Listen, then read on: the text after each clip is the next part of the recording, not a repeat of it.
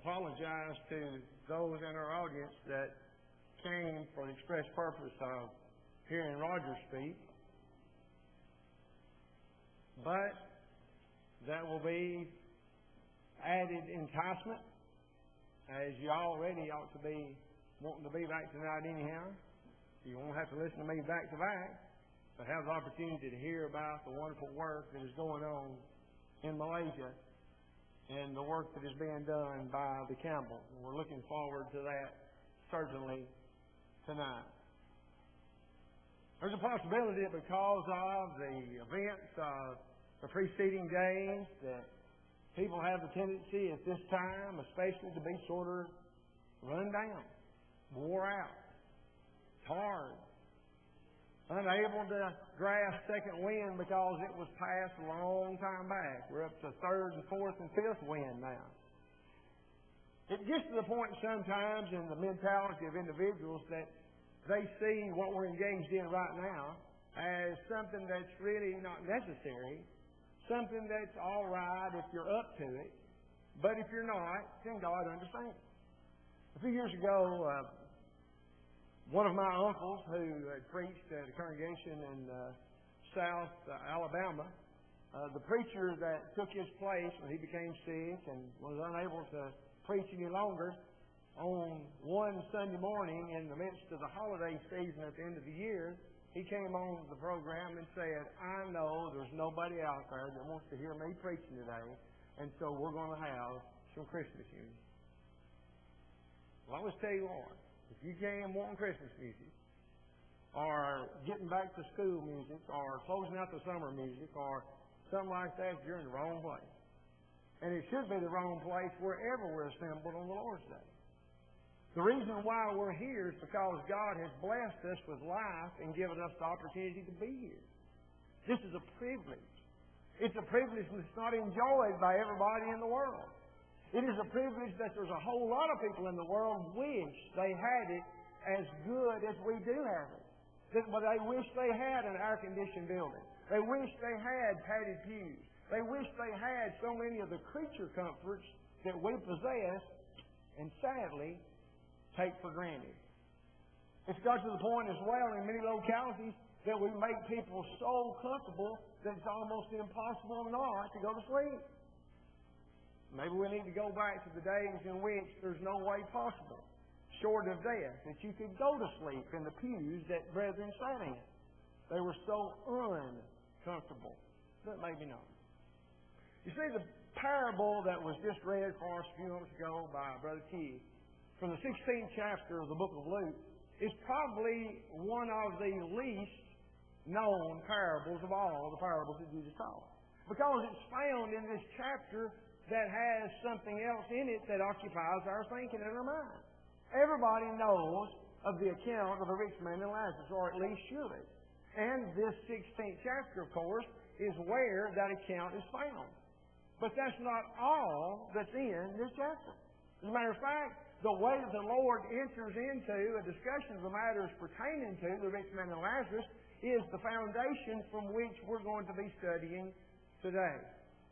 Notice, if you will, as we'll go verse by verse and do a little bit further explaining, but in reality it's all there. We simply have to take the pieces apart and look at them as they're being laid out.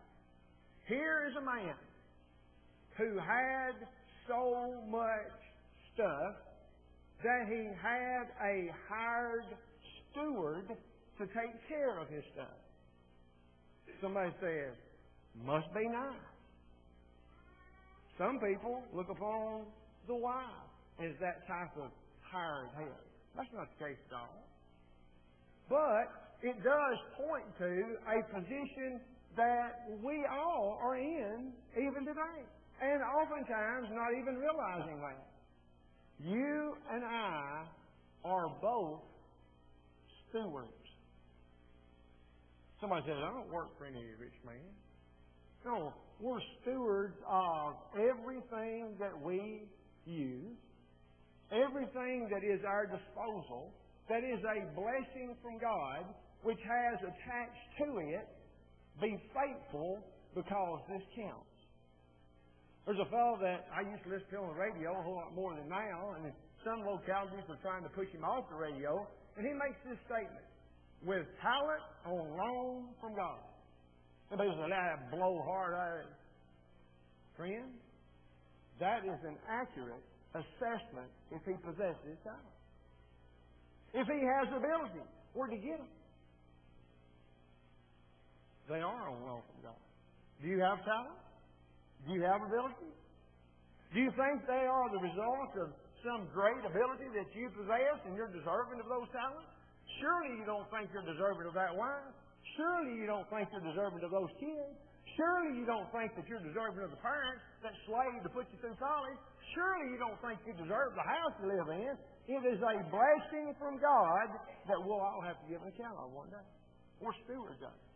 You don't own a thing. I don't either. We're simply stewards. Well, in this story, the steward was being accused in the ear of his master that he had been wasting his goods. He had been dishonest in his position. And when the master hears this of him, he says, what about this? Give an account of thy stewardship. Because if what's being said about you is right, and the facts and the figures don't add up in the books that you bring and I go through, then you are fixing to lose this job. He's been caught. He has been dishonest. He has been taking advantage of his position.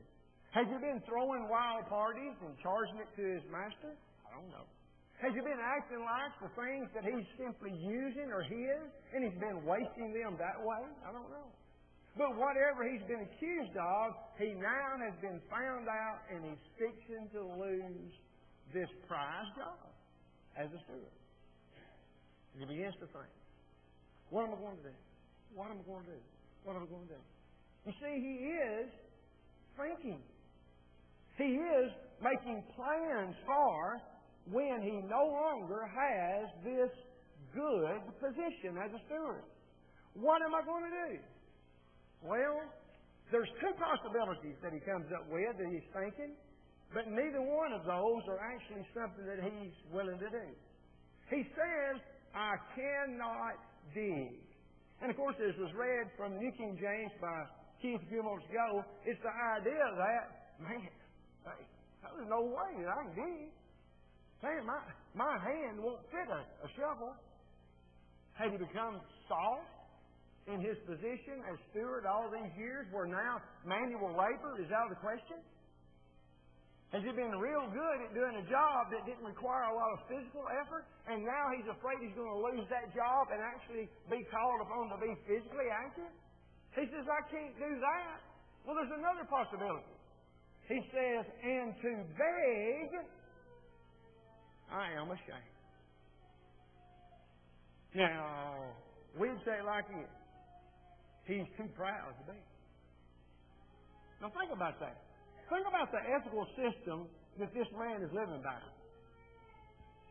He doesn't have any qualms about taking advantage of his position as a steward. It doesn't bother him at all that he's being dishonest. But it does bother him that he would be brought so low as to beg. And he's not going to do that.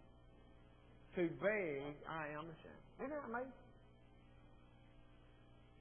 And then a light bulb goes off in his head. Ding! I know what I'll do. I know what I'll do so that they will receive me into their houses, in verse 4. Now keep your mind focused on that pronoun they. Multiples that are involved here in what he's thinking about. He has a plan that he's going to play out here, the possibilities that when he loses this job that he has, he's going to have not just one, but possibly two. And as his mind continues to think and to develop, then possibly other things will be done to take care of this guy. He's not going to allow a little bump in the road like this to knock him off stride. No. He's going to take care of his future. And so here's what he proposes to do. Verse 5. So he called every one of his Lord's debtors unto him. So what's that? What's the idea here? The word bond is used in the New King James. Well, very likely, this is a common business practice even in our area. Somebody has a lot of property, a lot of fields, but they are to the point now where they no longer work the fields themselves. They will lease out the field for somebody else to do something with them. Somebody will run cattle on their property, or somebody will raise hay on their property, or somebody will grow corn or beans on their property. And then the property owner, he gets a certain percentage of that. Well, that seems to be what's indicated here. Here this steward has all of this means to have money coming in from a whole bunch of different places, and this guy knows two fellas that owe his master.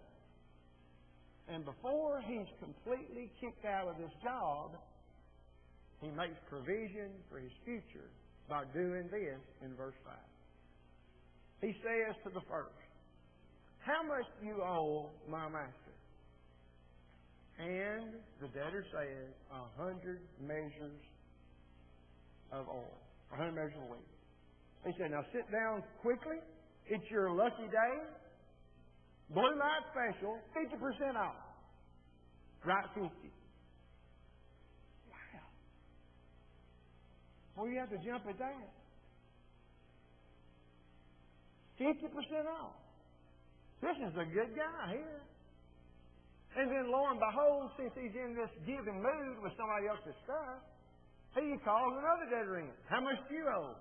100 measures of wheat. Why, it's your lucky day. Right, 4 scores. Or 80. 20% discount.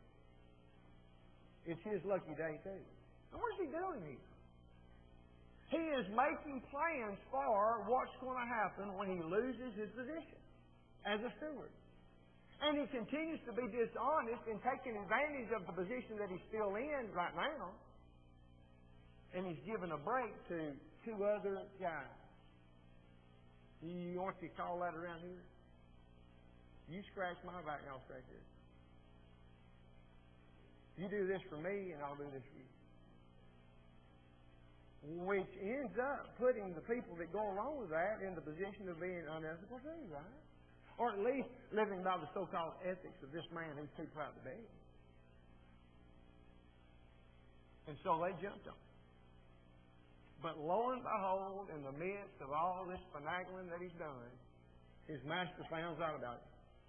And as he finds out about it in verse 8, it's amazing that the Lord commended the unjust. Wait a minute. That can't be right. The word commended. That's got to be a misprint in my Bible. That's condemned, isn't it? Somebody got a pencil so I can work that out here. That's supposed to be the Lord condemned. No, it's commended.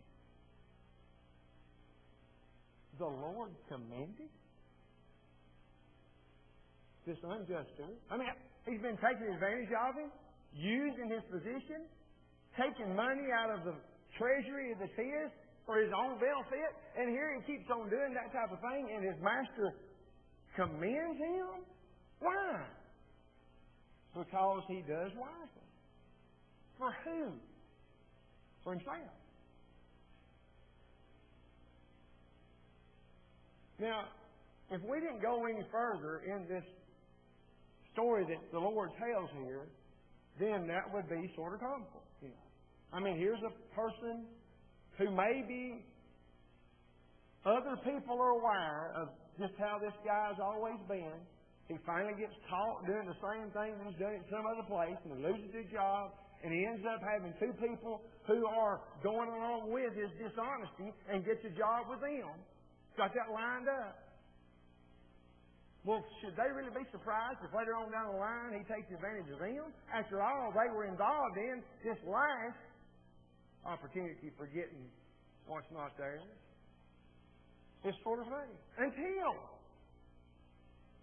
Jesus makes the comparison. And the comparison is found in the last part of verse 8.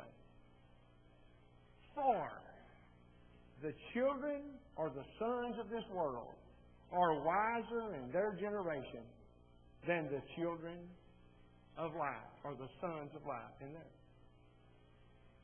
Now here's where it quits being funny. Here's where Jesus tells it just exactly like it was in His day, like it was previous to His day here upon this earth, His own personal message, like it was in the 2nd century, and like it was in the year 2011.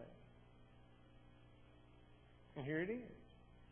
The children of this world are in their generation wiser than the children of light are in theirs. Or to put it this way, people who have no qualms about what they do in life are more on the ball in regards to taking care of themselves physically than are the children of light in taking care of themselves spiritually. But we know that already. As a matter of fact, we could have told this parable if Jesus hadn't told it, or one very similar to it. People in the world, in what they desire, are willing to break their back to get it. There is nothing that will keep them from accomplishing what they are committed to accomplishing. But what about the children of light? Well, let's not talk about the children of light for a minute. Let's just prove it to be the case from examples that we are well aware of. And I'm sure that you could come up with examples just like I'm going to give you. But since I'm preaching, you have to listen at mine, and then I'll take yours if they're better later on. I worked in a board shop, as some of you know, for about 8 years. I was a welder. I was proud to be a welder. I was glad to have the ability to melt them together to the strength that I was not scared of standing under something that I had welded, a lifting lug that I welded on. Wasn't scared at all. I enjoyed it. There was a fellow that worked in that same boiler shop that had began working there when he was 18 years old. He had not missed a day his whole time working there. And he was on the verge of retiring, pushing 65. All those years, never missed a day. The way he thought was like this. After you'd been there for 15 years, they would give you, or you would earn, 4 weeks of paid vacation. He never took vacation. Never. I never did meet his wife, you know. I'd like to talk to her and ask her what she thought of. But he never did take a vacation. He looked upon that as being double time. He'd come in there and work and said, man, I'm making, and he'd add it up, you know, how much he was making that week because he was getting paid and he was getting his vacation pay too. He never took a day off. I saw him one day, he was so sick that he literally crawled out to the bathroom, out to where we could put our clothes on, out to the lockers. And he hid in a stall for an hour and a half until the going home whistle blew. Because he wasn't going to miss an hour and a half of work. Even if he was sick. He was always there early. He never took cuts around him. He was an ideal employee. And when he retired after all those years, he retired on a Thursday afternoon at 2:15 because he had it figured out. If he worked less than that, it was going to cost him a little bit of money. And if he worked over that, it was going to cost him a little money. Now, a fellow like that, if you are an employer, you like to have people like that you can depend on. Now, little side thing, he started losing his eyesight after he'd been there about 20 years. And they put him on the drill press, which means he's got to use his eyesight to hit a punch hole that's about that big all day long. Don't make any sense at all. But you could depend upon him being there where he was supposed to be all along. I guarantee you, if we were to start a company, that's the type of person that we'd like to hire people just like that. A whole crew of people just like that. that we know regardless of what type of weather there is, regardless of what the economy's doing, regardless of how they feel physically, God's going to be there. You can depend on it. And we even have the Bible example of people who were a whole lot like that, don't we? But we don't find them pictured in glowing colors either. You remember in the 12th chapter of the book of Luke, there were two brothers that were in a squabble over an inheritance. Can you believe that? I can't believe anything like that happened. But there was two brothers, they were in a squabble over an inheritance, and in verse 15, Jesus addressed the problem as the brother had wanted him to get involved in settling this dispute. The Lord said, there are courts to decide things like that. But He said this, take heed and beware of covetousness.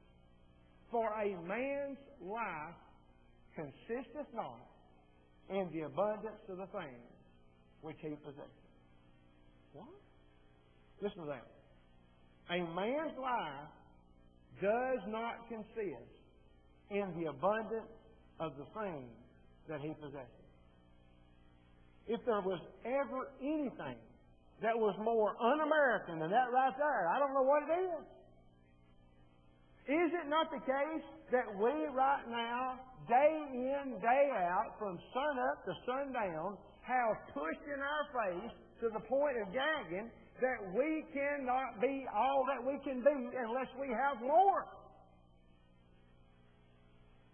To the point where a man's life consisted in the abundance of the things that he possesses. Jesus said, no, it don't. And then the Lord told another story about a fellow who had a lot of stuff. He had so much stuff, he had been blessed so extremely that his little old puny barns wouldn't hold all the stuff that he had. So he tore down those little puny barns, and he built him some bigger barns. And he filled his bigger barns up. And he had his picture on the front page of Progressive Farmer, riding on this big old tractor, plowing 15 rows all at the same time. Farmer of the Year. And yet, that night he died. And the Lord said, whose of these things going to be now? Who gets all your stuff? Who's going to take care of your tractor? Who's going to take care of your barn? You see, you live by the old Dairy Queen commercial. Eat, drink, and be merry. They leave out the next part, don't they? Sing, yeah.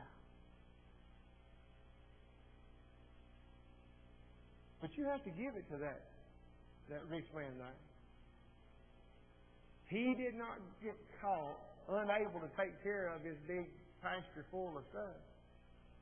He planned ahead. He knew just exactly there was no way that he could put all those things that he was bringing in those small barns. He was, obviously, he was a child of the world. And a child of the world who had forethought, who had planning, who did not allow difficulties in this life to keep him from accomplishing what he wanted to accomplish. What was that Jesus said though about those people? He said, those type of people are wiser than the children of light are wise. It may not be barns. It may be the pursuit of other pleasures.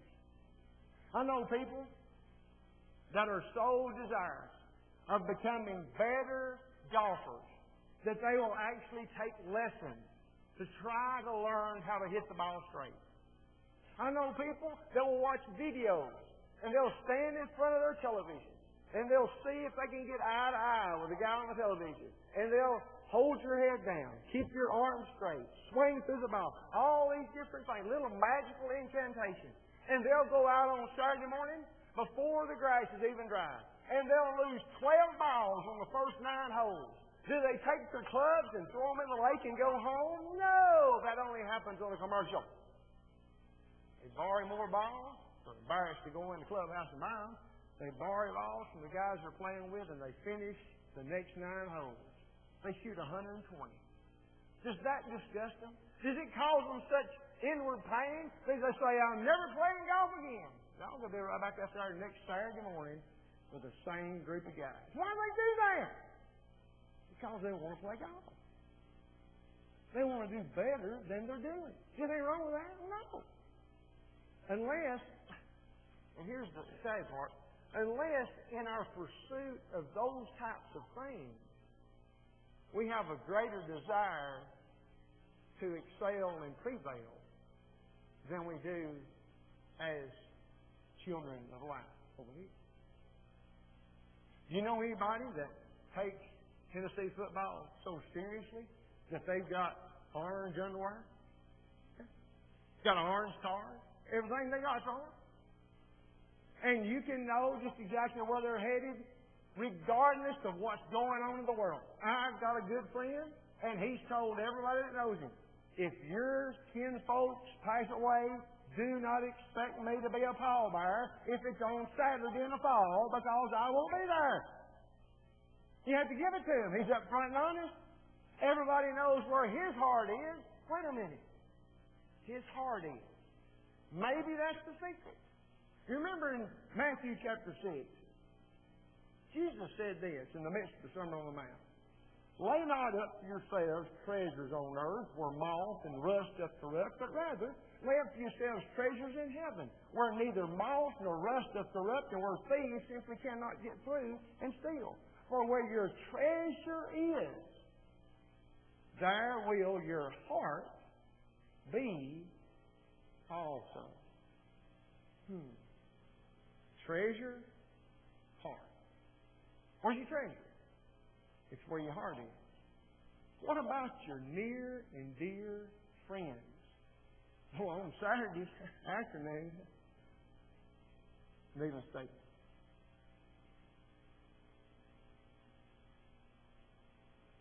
this group of people that Jesus describes as children of light, when you start looking at all of the ways in which these people are identified in the New Testament, then it becomes pretty obvious as to why there are so few that actually exist in the world today. It's not because it's impossible. It's not because that the rules and regulations of being a child of God is so up there that nobody can do it. It's simply a matter of want to. And sadly, very few people want to. Now, that's not that they don't want. It's not that they don't want to and do. Because they do that. They'll do it well. You see, the whole point about this lesson and this parable that Jesus taught is that if a person has no problem laying down $50,000 for a boat, but then squawks if somebody suggests spending $100 on a study Bible, you got a problem. You see, if a person doesn't have any problem at all flying all the way across the country to watch Tennessee play for a national championship and spend boo-koodles of money, don't have any problem doing that, but yet just can't seem to drive 5 miles down the road to a gospel meeting, you've got some real problems. It sounds like to me that, the Lord sort of hit the nail on the head.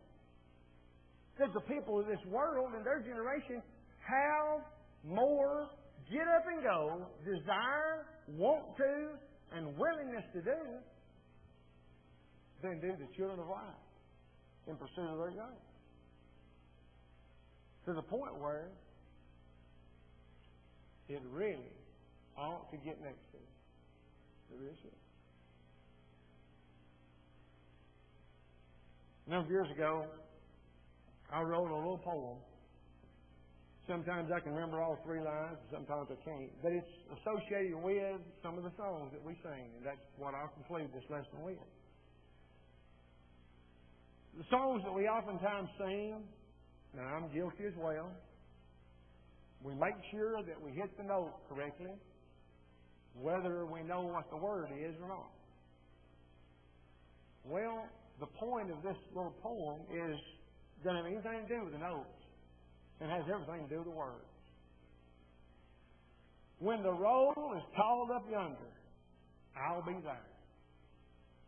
Schedule another gospel meeting. They wouldn't dare. Do they think they're going to get any amount of money to help pay for that? In the suite? By and by. I can't hang around for this baptizing. I got to fly. Sunday school, that's for children. Come back tonight. Not me to this building.